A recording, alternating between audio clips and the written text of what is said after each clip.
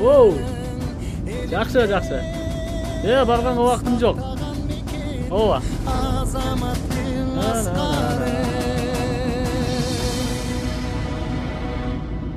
Кыргыз эли кең пейилинден кирели.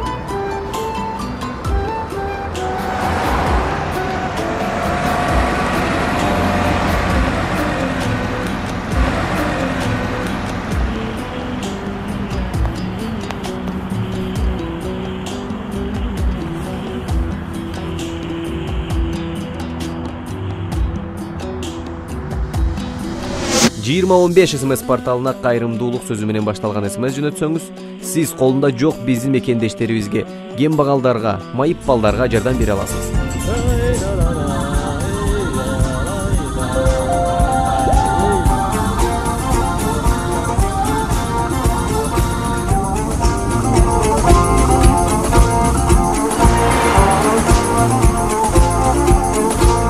Сизге жана сиздин үй бүлөңүзгө узун өмүр жана ийгилик каалап, Элим барсынбы коомдук кайрымдуулук фонду.